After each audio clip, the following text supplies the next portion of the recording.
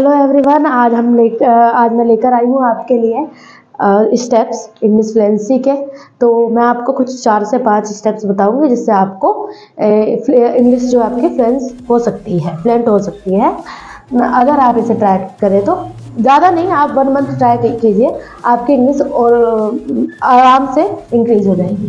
देखो, first step है आपका स्पीक। स्पीक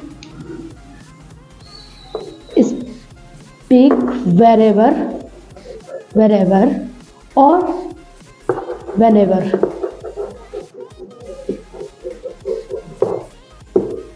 आप कभी भी बोलिए, कहीं भी बोलिए, आप स्पीक कीजिए। टूटी फूटे वर्ड से स्टार्ट कीजिए, कैसे भी बोले। चाहे आप हिंदी बात करते करते एक आध वर्ड इंग्लिश के लाइए, कैसे भी करिए। ये आपका फर्स्ट स्टेप होता है। And second step is read aloud. Read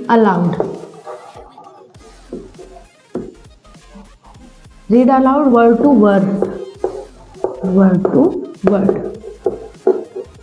आप कुछ भी पढ़ते हैं, like you can read newspaper, magazine, which is in English, जो कि इंग्लिश में हो।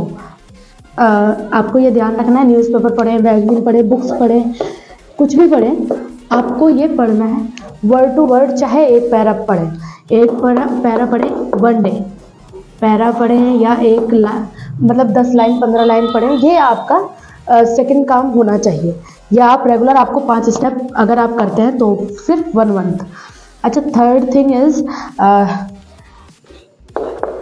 लर्न वन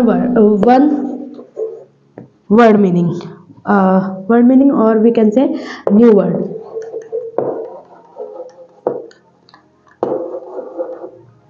अच्छा, learn one new word regularly. ये आपका स्टेप सबसे बढ़िया कहलाता है। कैसे?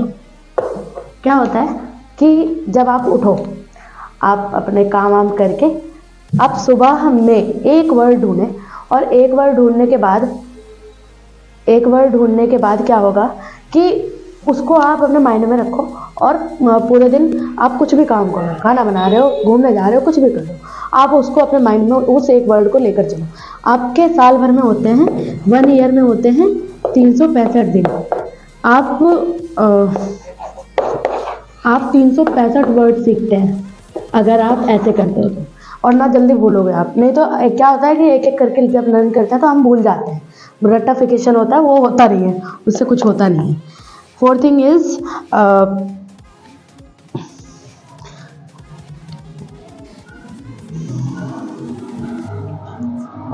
Spend time with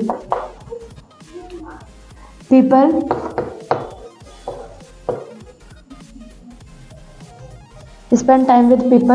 who speaks in English. Spend time with them. क्या होता है कि अगर आप ये 4 स्टेप्स अपनाते हो, first of all you can improve your vocabulary with that section. Vocabulary को वर्ड मीनिंग ही बोलते हैं, यानी कि वर्ड मीनिंग को ही वोकेबलरी बोलते हैं, ठीक है। या फिर मैं वर्ड मीनिंग कह लूँ या फिर वोकेबलरी कह लूँ, ठीक है।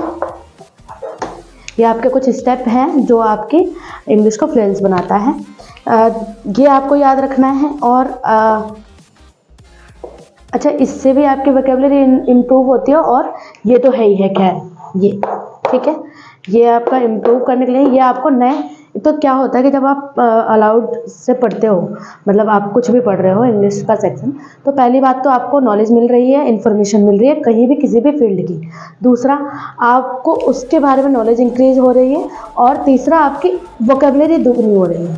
तो वोकेबलरी जब आपकी बढ़ रही है, वोकेबलरी जब सेक्शन बढ़ रहा है, तो क्या हो रहा है कि जब आप ये चीज़ इम्प्रूव करते हो तो आप ऑटोमेटिकली आपकी इंग्लिश स्पीकिंग बहुत ज़्यादा अच्छी और क्वालिटी वाली बनती है, जो आप कहीं भी बोलो बेहतर होती है। तो ये कुछ स्टेप्स थे आज के जो आपकी इंग्लिश को फ्लुएंट बनाता है। Thank you so much.